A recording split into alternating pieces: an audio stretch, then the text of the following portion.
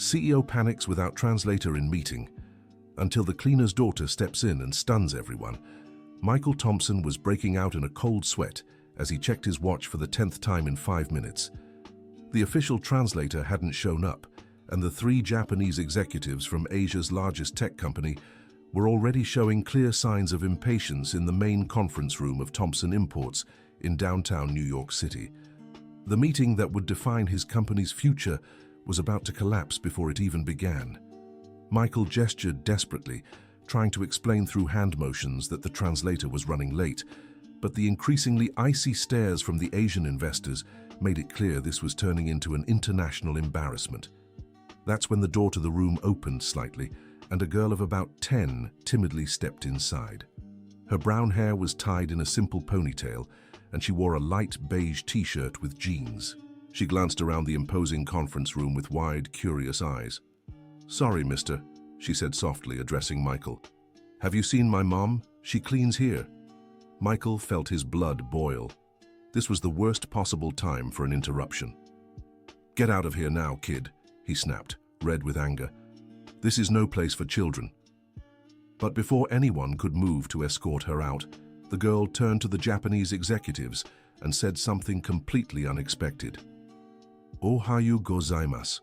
Moshiwake gozaimasen ga, watashi no okaa-san wo sagashite imasu." She spoke with perfect pronunciation, bowing slightly in respect. The silence that followed was deafening. Michael stood there, mouth agape, as did every other American in the room. The 3 Japanese executives, for the first time since arriving, smiled genuinely. The eldest of them, a man in his 60s named Mr. Nakamura, responded in Japanese, and the girl continued the conversation naturally, as if it were the most normal thing in the world. "How do you know Japanese?" Michael asked, still in disbelief. "From watching cartoons," she replied simply. "My mum works late here, so I wait for her. There's a small TV in the break room that only gets Japanese channels without subtitles. So I started picking up the words." Jennifer Miller, Michael's executive assistant, whispered to her boss, "That's impossible, Mr. Thompson. No one learns Japanese from TV." But the Japanese executives were clearly impressed. Mr. Nakamura began speaking something more complex in Japanese, and the girl translated perfectly into English. "He says it's a pleasure to meet someone so young who's interested in their culture, and that..." She hesitated slightly. "They've been sending emails in Japanese for 3 months to test if the company truly values international partners, but they never got a proper response." Michael felt the ground vanish beneath his feet. 3 months of lost communication, 3 months of wasted opportunities. "What emails?" he asked, trying to keep his composure. The girl lowered her eyes, looking embarrassed. I saw some papers in the trash when I helped my mom clean. Some had Japanese writing. I read a few and, well, they seemed important." Michael's face grew redder, but this time it wasn't from anger. It was from shame and desperation. For months, crucial information about the biggest business opportunity of his life had been thrown away, all because of his team's ignorance. Dear listener, if you're enjoying the story, don't forget to like and especially subscribe to the channel. It really helps us as we're just starting out. Now continuing. "What's your name, sweetheart?" asked Dr. Sarah Johnson, the company's lawyer, tried to take control of the situation. "Emily Rose," the girl replied, "but everyone calls me Emmy." "And your mother? What's her name?" the lawyer continued. "Mrs. Rachel. Rachel Wilson Baker." Michael Thompson vaguely recognized the name. She was one of the cleaning staff who worked the night shift, a quiet woman, always with her head down, whom he occasionally saw in the hallways, but had never exchanged a single word with. Mr. Nakamura said something longer in Japanese, and Emmy translated, this time with a more serious expression. "He's saying that they came to the United States specifically to find a company that understands the importance of cultural communication, that they sent those emails as a test, and that..." She looked at Michael with pity in her eyes. If his company can't even reply to a simple email in Japanese, how can they be trusted to import delicate products worth millions? The tension in the room was palpable. The 3 Japanese executives spoke quietly among themselves, clearly debating whether to end the meeting right then. That's when Emmy said something that surprised everyone once again. "Uncle Michael, can I suggest something?" Michael was so desperate he nodded, even though he couldn't believe a 10-year-old could save a business deal of this magnitude. The Japanese value honesty and respect highly. If you apologized for the misunderstanding and explained that the company will change how it handles international communication, maybe they'd give you a second chance. "Can you translate that for them?" Michael asked, swallowing his pride. Emmy nodded and began speaking in Japanese. Her fluency was impressive for someone so young. Michael watched the executive's expressions gradually shift from skepticism to what seemed like cautious curiosity.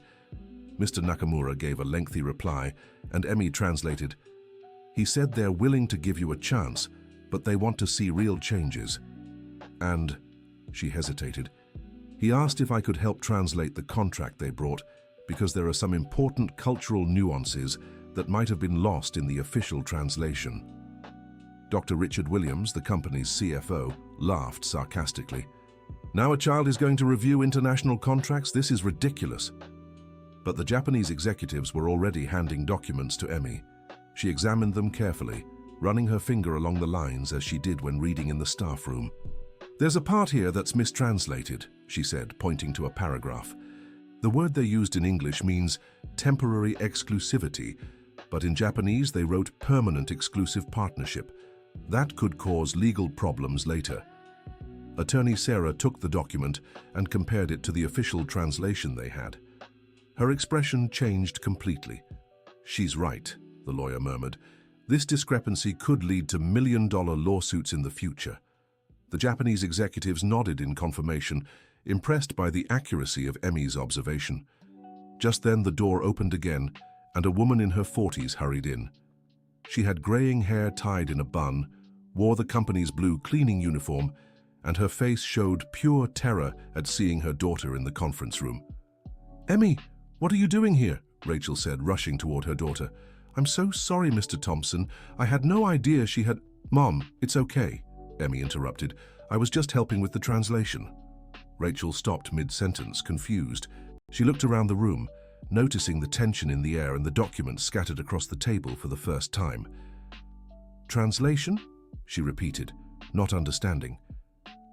"Mrs. Rachel," said Michael, his voice far more respectful than usual, "your daughter just saved a $20 million deal." Rachel blinked several times, as if she couldn't process the information. That can't be. Emmy is just a child." It was then that Mr. Nakamura stood up and addressed Rachel directly, speaking in hesitant but understandable English. "Madam, your daughter has extraordinary talent. She not only speaks our language perfectly, but understands cultural nuances that many professional translators overlook." Rachel looked at her daughter, as if seeing her for the first time. "But how? When did you learn Japanese?" "Mum, I always told you, while waiting for you to finish work, I watched those Japanese cartoons on the TV in the break room. You always said it was nonsense, remember?" Rachel sank heavily into a nearby chair, running a hand over her face. Michael watched the woman with new eyes. For the first time in her 5 years at the company, he was truly seeing her as a person, not just another invisible employee. "Mrs. Rachel," he said, "I'd like to know more about you. What kind of education do you have?" Rachel lowered her eyes, clearly uncomfortable with the sudden attention. I finished high school, Mr. Thompson, and," she hesitated, "I also speak a little English and Spanish." "What do you mean, a little?" asked Jennifer, the secretary. "I studied languages at night school before Emmy was born. I always loved them. But after my husband, after he left, I had to stop studying to work." Emmy held her mother's hand. "Mom speaks English really well, and Spanish too. She always helps me with my English homework." Michael was beginning to grasp the magnitude of the situation. For 5 years, he'd had an employee who spoke 3 languages cleaning his bathrooms while paying a fortune for outside translators. "Why didn't you mention this when you were hired?" he asked. Rachel laughed bitterly. "Mr. Thompson, with all due respect, when a woman like me applies for a cleaning job, no one asks if she speaks languages. They just want to know if I can use a mop and broom." The awkward silence that followed was broken by Mr. Nakamura, who said something in Japanese to Emmy. "He's asking if you'd like them to test Mom's English," Emmy translated. "They speak English too." Before Michael could respond, one of the younger Japanese executives addressed Rachel in English. "Good afternoon, Mrs. Wilson. We're very impressed with your daughter's abilities. Could you tell us about your background?" Rachel took a deep breath and replied in fluent, clear English. "Good afternoon. I studied English and Spanish for 3 years in night school. I always dreamed of working in international relations, but life took me in a different direction. I've been supporting my daughter alone for the past 8 years, so I took any job I could find." The Japanese executives exchanged glances, clearly impressed. Michael felt as if the ground were shifting beneath his feet. How many other talented people had he overlooked over the years? Dr. Williams, the CFO, tried to regain control. "Well, this is all very interesting, but we need to focus on the contract. Mrs. Rachel, we appreciate your help, but now we'll need qualified professionals to—" "Excuse me," Emmy interrupted with remarkable politeness for a child her age, "but the Japanese gentleman also brought documents in Mandarin. I noticed when they were organizing the papers." Mr. Nakamura smiled and confirmed, pulling additional documents from his briefcase. "Yes, we have Chinese partners who are also interested in the American market. Do you understand Mandarin too?" "Just a little," Emmy said modestly. "Mrs. Li Wei, who cleans the building next door, is from China. She taught me a few things when we meet during lunchtime." Michael Thompson was starting to feel dizzy. It couldn't be possible that his company was surrounded by talent he had never noticed. "How many people like Mrs. Li Wei work in this building?" he asked Jennifer. I don't know, sir. I never paid attention to that." It was Rachel who answered. "Mr. Thompson, in your building alone there's Li Wei from China, Kevin, who has an engineering degree but works as a doorman, Mrs. Susan, who speaks German and French but works in the kitchen, and Mr. Douglas in the archives, who used to be an accountant." "That's not possible," murmured Dr. Williams. "Oh, but it is, Doctor," said Emmy. "Mr. Douglas always helps me with math when I come to pick up Mom. He says math is universal, that language doesn't matter." Michael stood up abruptly and began pacing back and forth. His mind was racing, trying to process all this information. 5 years, he said, more to himself than to the others. 5 years paying for expensive consultants, missing opportunities, when I had a treasure of knowledge right under my nose. Mr. Nakamura said something in Japanese, and Emmy translated, "He's saying that in Japan, there's a concept called motenai, which means wasting something valuable. He thinks his company can't do business with someone who practices motenai with their own employees." The situation was becoming critical again. Michael realized it wasn't just a contract at stake. His entire business philosophy was being questioned. "What do I need to do?" he asked directly to Mr. Nakamura through Emmy. After a long conversation in Japanese, Emmy translated, "They want to see real changes. They want you to promote people based on true talent, not just appearance or degrees, and—" She hesitated. "They want me to join the next meetings as a junior consultant." "What? She's a child," protested Dr. Sarah. But Rachel surprised everyone by saying, "Emmy, you can't accept this. You have to study, you have to be a child. I won't let you work." "Mom, I won't stop studying," Emmy said calmly. "But I can help a few hours a week, after school. And only if it's to teach others too.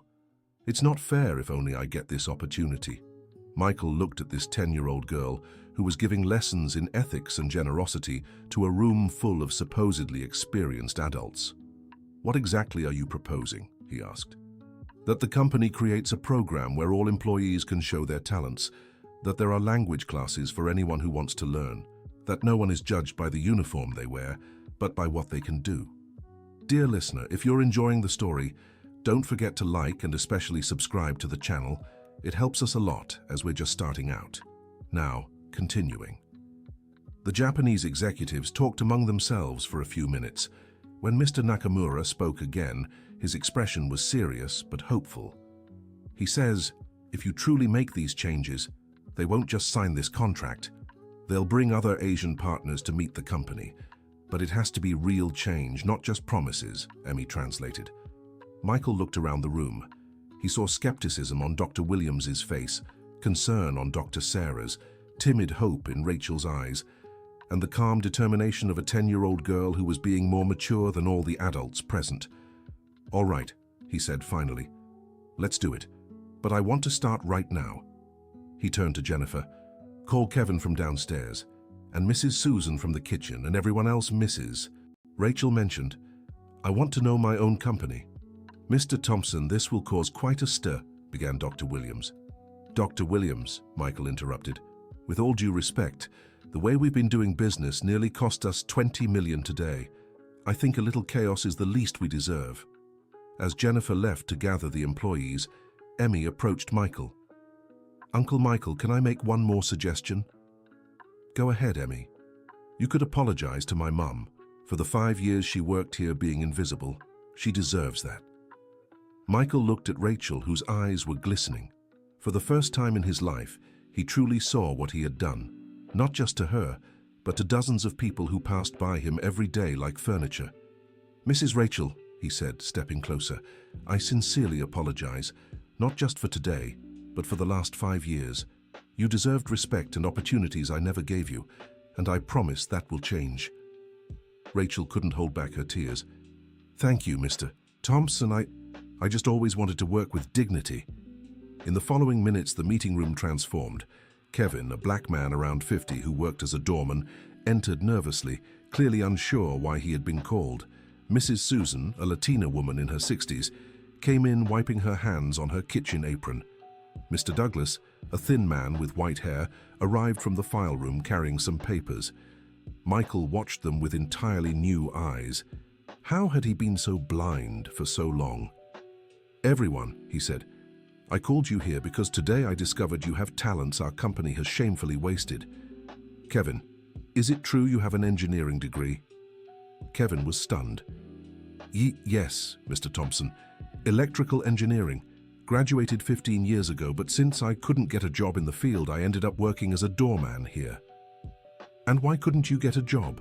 Michael asked, though he already suspected the answer. Kevin lowered his eyes. "Well, sir, I graduated from a public university, and, well, I think some companies prefer engineers from expensive private schools, or who don't look like me." The silence in the room was heavy. Michael felt ashamed, not just of himself, but of an entire system that wasted talent over stupid prejudices. "Mrs. Susan," he continued, "Mrs. Rachel told me you speak German and French. How did you learn?" Mrs. Susan smiled shyly. "Oh, Mr. Thompson, I was born in Canada to German immigrant parents. I grew up speaking German at home and English outside. French I learned in school. I've always had a knack for languages. Before coming to the United States, I worked as a tour guide in Toronto." "And why are you working in the kitchen? When I arrived here 10 years ago, I didn't have the money to validate my Canadian degree.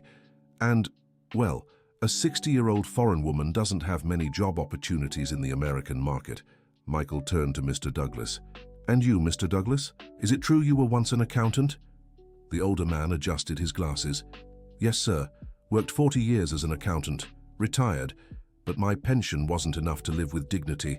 So I took this job in the file room to make ends meet.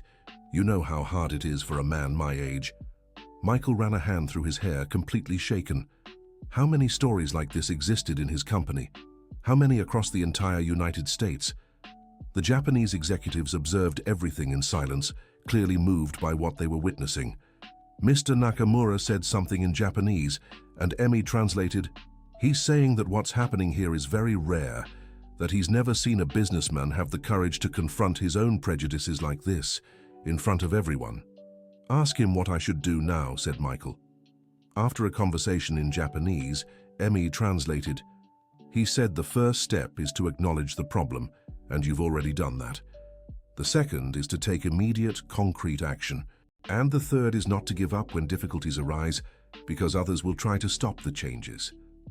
As if summoned by Mr. Nakamura's words, Dr. Williams spoke up. "Michael, I understand the emotion of the moment, but we can't make rash decisions. There are legal matters, company protocols, responsibilities to shareholders." "Dr. Williams," Emmy interrupted politely, "may I ask a question?" The CFO looked at her condescendingly. Go ahead, child.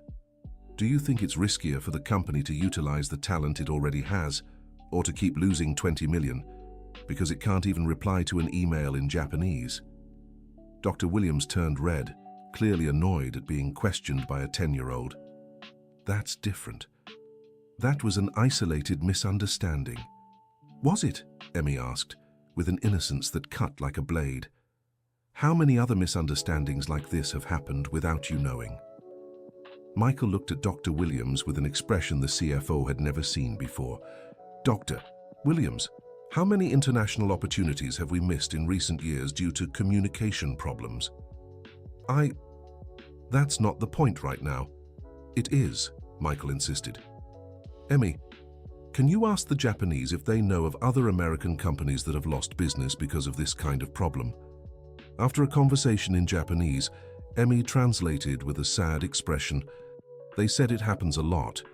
That many American companies miss opportunities because they don't understand that cultural communication is as important as price and quality. And that... She hesitated. That's why many Asian companies prefer doing business with American or European firms, even if it's more expensive. The weight of this revelation fell over the room like a bomb. Michael realized it wasn't just his company losing out, it was the entire country. Mr. Douglas, Michael said, as an experienced accountant, can you tell me how much a company loses per year in missed opportunities? Mr. Douglas adjusted his glasses and thought for a moment.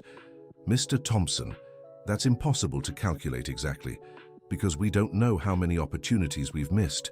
But if a company loses a $20 million opportunity due to communication, how many smaller opportunities does it lose day to day? Thousands, perhaps. The math was brutally simple and painful. Kevin, Michael continued, as an engineer, what kind of improvements do you see we could make to our communication infrastructure? Kevin perked up for the first time since entering the room. Mr. Thompson, I've been observing things for 5 years working at the front desk. I see how many people come here and leave frustrated because no one speaks their language. I see how many important documents arrive by mail and get lost because no one understands what's written. It would be easy to create a better system.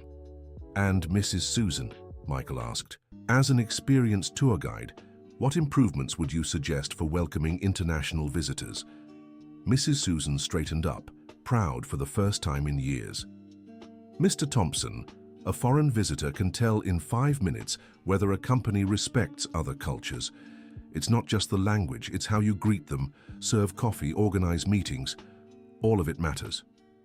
Michael looked around the room and saw something he had never seen before.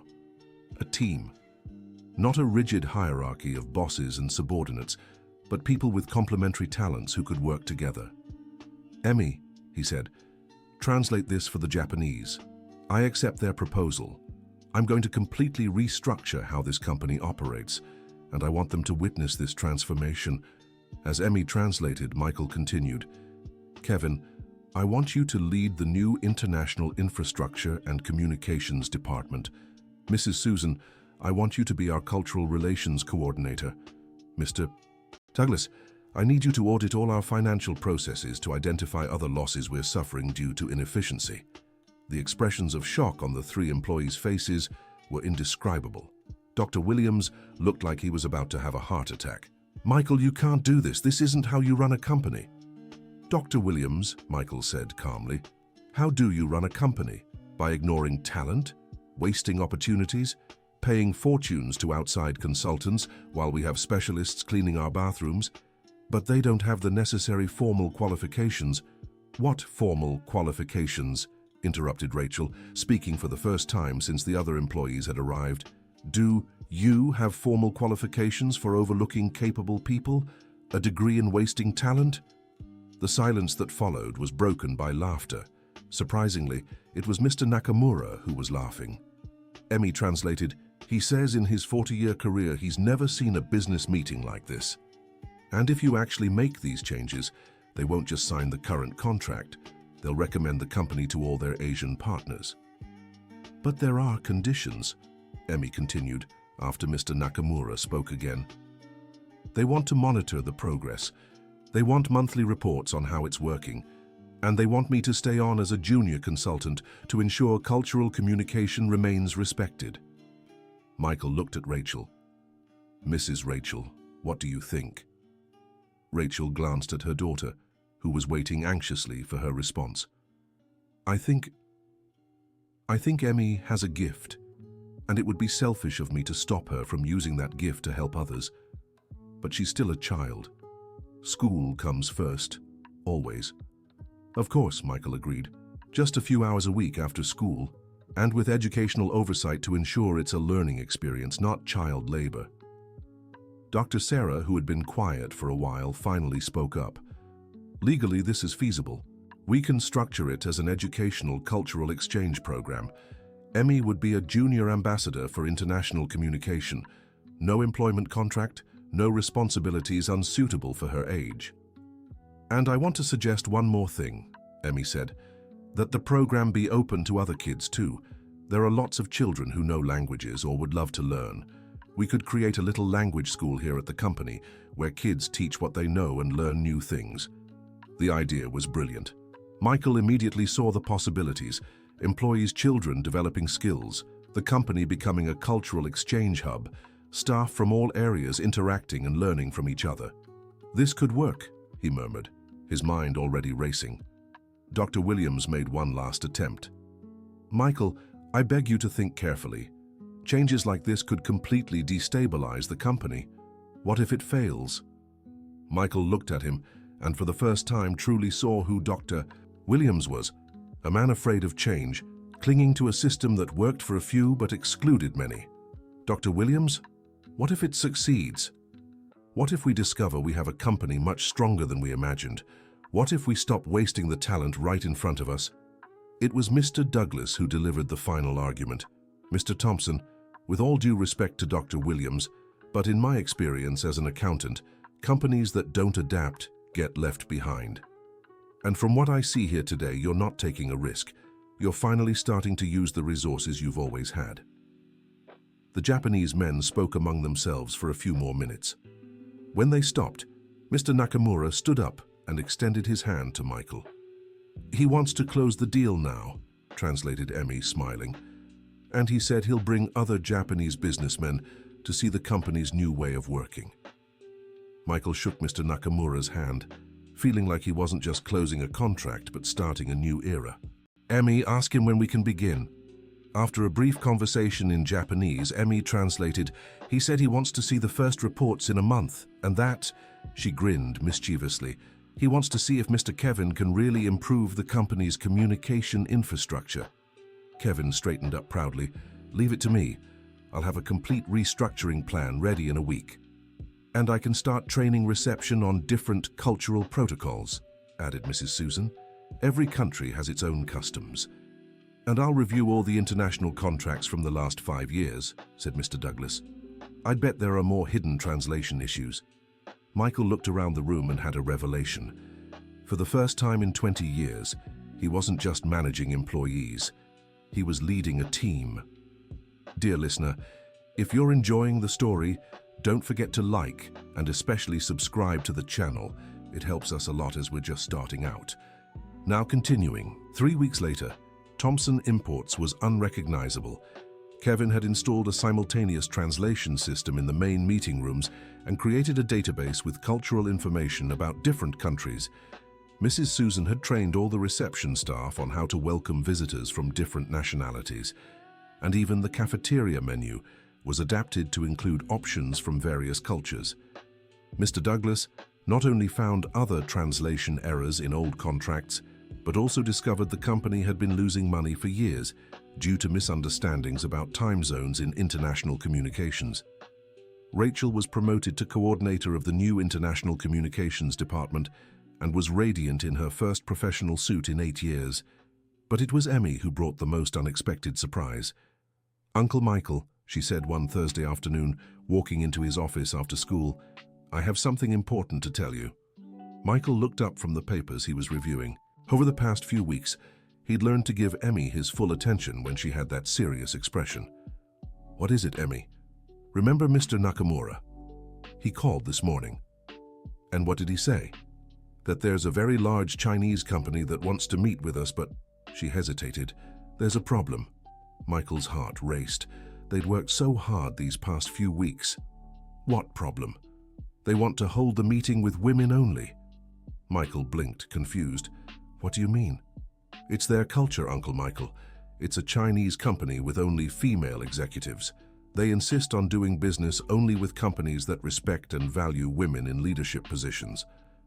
Michael looked around his company with new eyes. Dr. Sarah was the only woman in an executive role. Rachel had just been promoted but still lacked experience in high-level international meetings. So what do you suggest? He asked, already suspecting the answer. That the meeting be led by Dr. Sarah, with my mother as communications coordinator, Mrs. Susan as cultural consultant, and me as the translator. The idea was both terrifying and brilliant. Michael had never allowed an international meeting to be led by women, not out of conscious chauvinism, but because he always assumed he should be present for every major decision. And I'd be left out? He asked. Not entirely. You'd be available for consultation, just not in the room. They want to see how the company functions when women have real autonomy. Michael ran a hand through his hair. It was another test, he realized, and an opportunity to prove that the changes in the company were real, not just superficial. When's the meeting? Next week, Friday.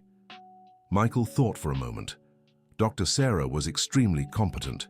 She knew every legal aspect of the company. Rachel had proven to be a natural coordinator. Mrs. Susan understood cultural nuances better than any outside consultant. And Emmy? Well, Emmy had already proven her skills. All right, he finally said, but I want full preparation. You'll have access to all documents, all information, and any support you need. Emmy smiled. Thank you, Uncle Michael. But there's one more thing. What now? Dr. Williams said he won't cooperate, that this is excessive feminism and will destroy the company's credibility. Michael sighed.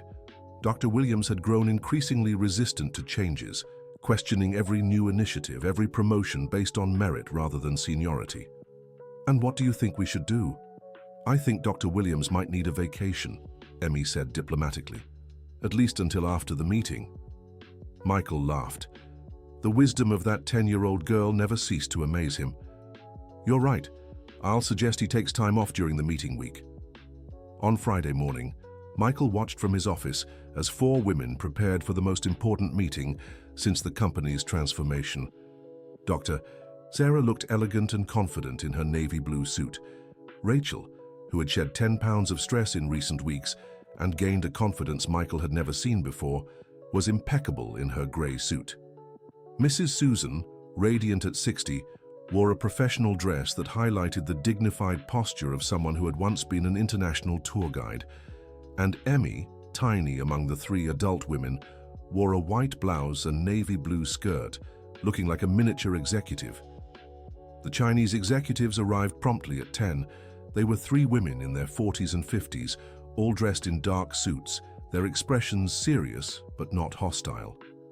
Michael watched as Mrs. Susan greeted them in Mandarin and led them to the conference room. For the next 2 hours, Michael stayed in his office, trying to work, but unable to focus. Occasionally, he heard laughter from the meeting room, a good sign, he thought. When the Chinese women finally left, he noticed they were all smiling. Emmy appeared at his office door 15 minutes later. How did it go? He asked anxiously. We closed the deal, Emmy said simply. 25 million. 5 more than they initially planned. Michael nearly fell out of his chair. How did you manage that? Dr. Sarah is a great negotiator, and they were impressed when they found out my mum speaks basic Chinese too, and that Mrs. Susan knows the history of Chinese immigration in the United States better than most professors. Your mum speaks Chinese? Michael asked, still processing. Just a little. She had spent the last few weeks learning from Mrs. Li Wei to better communicate with Chinese employees working in nearby buildings. Michael shook his head, amazed. Rachel continued to surprise him with her dedication to learning and growing. So, what else happened? They offered something I didn't expect, said Emmy, her expression turning serious. They want our company to be their official representative across all of Latin America. Michael felt the world spin around him.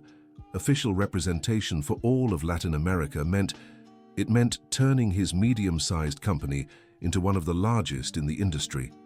That's huge, Emmy finished. But there are conditions. Of course there are, Michael sighed. What are they? They want the company to keep changing. They want to see more people promoted based on real talent.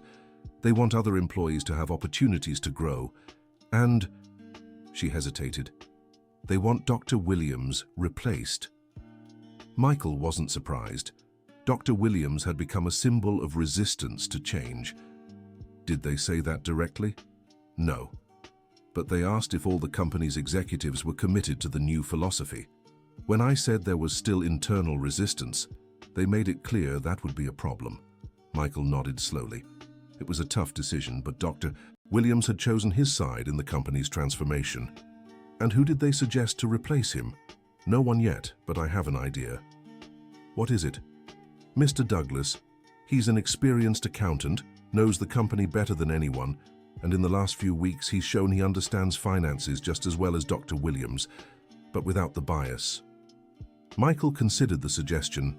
Mr. Douglas had indeed stood out, finding efficiencies Dr. Williams had ignored for years and proposing creative solutions to old problems. Do you think he'd accept? I think he deserves the chance to prove what he can do, said Emmy. And I think you deserve a company where all employees work toward the same goal. 2 weeks later, Michael was in his office watching the company operate through the glass windows. Mr. Douglas, now the CFO, was meeting with Kevin and Mrs. Susan, planning the infrastructure needed for the Latin American expansion. Rachel was coordinating a team of 5 in the new International Communications Department, including 2 employees' children who had shown talent for languages. Dr. Sarah had taken on the role of Executive Director for Latin America and was radiant with the new challenges. Dr. Williams had been transferred to an advisory position in another group company where his traditional skills were a better fit. And Emmy was still Emmy. 3 afternoons a week after school, she came to the company and spent 2 hours in the new Cultural Exchange Center that had been set up in the old storage room. There, she taught basic Japanese to interested employees while learning French with Mrs. Susan and basic programming with Kevin. But most importantly, she had inspired other kids. Now the center hosted 15 children between 8 and 16, children of employees from various local companies, creating a small cultural exchange hub that was catching the attention of universities and other businesses. Michael was pulled from his thoughts by a knock at the door. It was Emmy, as usual, after school. "Uncle Michael, can I share some news?" "Of course, Emmy. What is it this time?" Mr. Nakamura called again. He said news about our company has reached Japan. There's a Japanese magazine that wants to do a feature on companies that value hidden talent. Michael smiled. Over the past 2 months, I had received calls from journalists, business consultants, and even university professors interested in studying the transformation of Thompson Imports. And what did you tell him? That it would be an honor, but that the article couldn't just be about you. It had to include everyone's story. Kevin's, Mrs. Susan's, Mr. Douglas's, my mother's, all the people who always had talent but never had the opportunity. Michael looked at that 10-year-old girl who had changed his life and his company and realized he had learned more from her than in all his years of college and business courses. "Emmy, can I ask you something?" "Sure. How did you know all this would work out? How can a 10-year-old girl see things that experienced adults can't?" Emmy thought for a moment before answering. "I think it's because kids aren't afraid to tell the truth, Uncle Michael. Adults sometimes get scared of hurting feelings or causing trouble, or looking like they don't know things. But kids say what they see." "And what did you see?" "I saw a lot of smart people being wasted, and that made me sad. My mom is really clever, but everyone treated her like she was just a cleaner. Kevin knows so much about engineering, but everyone ignored him. Mrs. Susan has traveled all over the world, but everyone thought she only knew how to make coffee." Michael nodded, understanding. "And you thought you could change that?" "I didn't know if I could change it, but I knew I had to try, because if we don't try, nothing ever changes." The simplicity and depth of her answer left Michael silent for a moment. "Emmy, do you have plans for the future? "What do you want to be when you grow up?" "I want to be a diplomat," she said without hesitation. "I want to help people from different countries understand each other better, and I want companies all over the world to learn that talent has no color, no accent, no age. Do you think you'll succeed?" Emmy smiled, with the quiet confidence of someone who had already seen impossible changes happen. "I think if a 10-year-old girl can convince a stubborn businessman to change an entire company, she can do anything." Michael laughed, completely agreeing. 6 months later, Thompson Imports had become the leading representative of Asian companies in Latin America. Kevin had patented a multilingual communication system being sold to other businesses. Mrs. Susan had written a cultural protocol manual that became a reference in business schools. Mr. Douglas had discovered efficiencies that increased the company's profits by 30%. Rachel had been promoted to Regional Director of International Communications, overseeing operations in 5 countries. And Emmy had received scholarships offered by 3 different universities on the condition that she continue developing her cultural exchange projects. But perhaps the most important change was the least visible. The company had become a place where employees at all levels felt valued, where talents were discovered and nurtured, where diversity was seen as a competitive advantage rather than a problem to manage. One Monday morning, Michael was walking down the hall when he overheard a conversation between 2 cleaning staff. One was teaching the other Arabic words, explaining she had grown up in Lebanon before immigrating to the United States. Michael stopped and listened for a moment, smiling. He had learned to pay attention to conversations he once completely ignored. He approached the 2 women. "Excuse me," he said politely. "Could you teach me some Arabic words too?" The 2 women exchanged glances, surprised but pleased. There stood the company's CEO, asking to learn from them. As he practiced his first greetings in Arabic, Michael thought about how much his life had changed, not just professionally but personally. He'd discovered that listening to people he once ignored was infinitely more enriching than talking to expensive consultants who only confirmed what he already thought. He'd learned that diversity wasn't just a buzzword, but a real source of innovation and growth. He'd realized that promoting people based on actual talent, rather than appearances or connections, created a stronger and more profitable company. But most of all, he'd learned that a 10-year-old girl could have more wisdom about leadership than he'd accumulated in 20 years of his career. That afternoon, as usual, Emmy showed up after school. This time, she brought something different. "Uncle Michael, can I show you something?" "Of course, Emmy." She pulled a notebook full of notes from her backpack. "I'm writing a book." "A book? About what?" "About how companies can discover hidden talent, about how kids can teach adults, about how changes that seem impossible can happen when people are honest with each other." Michael flipped through the notebook, impressed by the organization and depth of Emmy's ideas. "This is amazing, Emmy. Do you want to publish it?" "I want other companies to read it and make changes too. I want other kids to see they can make a difference. And I want other adults to stop being afraid to learn from different people." Michael looked at this extraordinary girl and had an idea. "Emmy, what if our company funded the publication of your book? And what if we created a program to distribute it to other companies, schools, and universities?" Emmy's eyes lit up. "That would be incredible, but there has to be one condition." "What?" "Half the book's profits have to go to a scholarship fund for employees' children. Not just from our company, but from any company that wants to join." Michael smiled. Even when given personal opportunities, Emmy thought about how to help others. "Deal," he said, extending his hand. "Partners?" "Partners," Emmy said, shaking his hand with the seriousness of someone who had already closed million-dollar deals. A year later, the book How a 10-Year-Old Girl Changed a Company had sold over 100,000 copies in the United States and was being translated into Japanese, Chinese, English, and Spanish. The scholarship fund had already helped more than 200 children. But more important than sales were the stories that came in daily.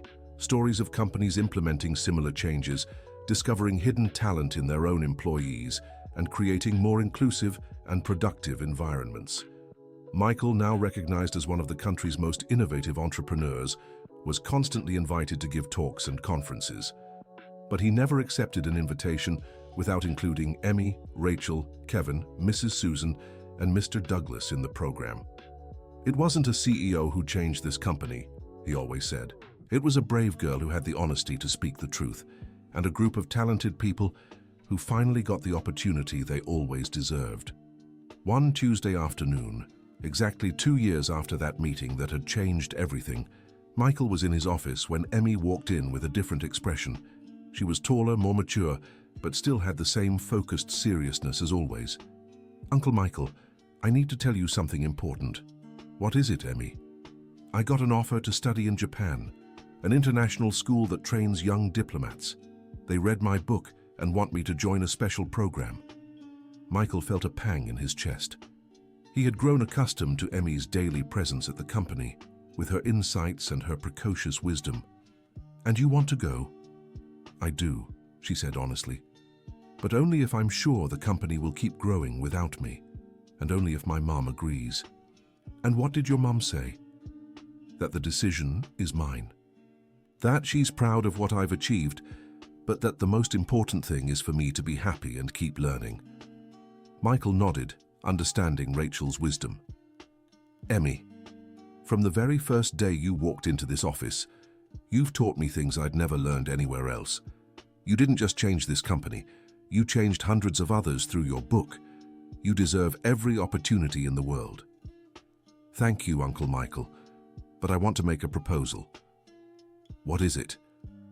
"That the Cultural Exchange Center keeps running, that other kids get the chance to learn and teach, and that when I graduate as a diplomat, I come back to work with American businesses to improve international relations. Is that a promise?" "It's a promise." 3 months later, Michael was at the airport saying goodbye to Emmy and Rachel. The 12-year-old girl who had saved his company was leaving to become an international diplomat, but she had promised to return and keep transforming the world of American business. As the plane took off, Michael thought about all the changes that had happened. His company was now one of the most respected in Latin America. Hundreds of employees had been promoted based on real merit. Dozens of children had discovered talents through the Cultural Exchange Center. But most of all, he had learned that true leadership wasn't about commanding people. It was about uncovering and nurturing the potential inside every person. 5 years later, Emmy returned to the United States as the youngest cultural diplomat in the country's history. Her first official mission was to create a national cultural exchange program connecting businesses, schools, and communities. Michael, now the president of an organization bringing together over 500 companies committed to inclusion and talent development, worked side by side with her on the project. At the official launch of the program, Michael stood on stage next to Emmy, now a poised and confident 17-year-old, but still carrying the same generous, wise spirit she'd had at 10. "When I first met Emmy," Michael told the audience of over 1,000 business leaders, "she was just a little girl looking for her mother. Today, she's an internationally recognized diplomat, but the truth is she was always extraordinary. I was just lucky enough to learn how to see it." Emmy stepped up to the microphone. "What happened at Uncle Michael's company can happen anywhere, in any school, any business, any community, because everywhere there are people with talents waiting to be discovered. There are kids with ideas that can surprise adults. There are humble employees who hold immeasurable wisdom." She looked at Michael and smiled. "All we need is the courage to listen, the honesty to admit when we're wrong, and the generosity to give opportunities to those who deserve them, no matter how they look, how old they are, or what position they hold." The audience erupted in applause. Michael looked around and saw Rachel, now the National Director of International Communications, Kevin, who had founded his own tech company, Mrs. Susan, who had become a cultural consultant for multinationals, and Mr. Douglas, who at 70 was more active and fulfilled than ever as a financial advisor for several businesses. All of them had grown, evolved, and reached potentials that had been hidden for years. But they all remained the same generous and hard-working people they had always been. That evening, at the celebration party, Michael approached Emmy. "Emmy, can I ask you a question?" "Of course, Uncle Michael. Do you regret anything? Changing your life? Taking on so many responsibilities so young?" Emmy thought for a moment before answering. I regret just one thing. What? That it took me so long to walk into that meeting room, she said, laughing. Imagine how many other companies could have changed if I'd spoken up sooner. Michael laughed too, hugging this extraordinary young woman who had started as a lost girl searching for her mother and become one of the most influential people in his life. Thank you, Emmy, for everything. Thank you, Uncle Michael, for listening to a child, for having the courage to change, for proving it's never too late to discover we can always be better. As the party continued around them, Michael looked through the windows at New York City stretching to the horizon. Somewhere out there were thousands of companies, millions of employees, hundreds of thousands of children with untapped potential waiting to be discovered. Thanks to a 10-year-old girl who dared to speak Japanese in a meeting room, the world was one step closer to becoming a place where all talents could shine. End of story. Now tell me what you thought of this story of transformation and perseverance. Do you believe companies can really change like this in real life? Leave a comment sharing your thoughts and where you're watching from. Subscribe to the channel so you don't miss other inspiring stories like this one.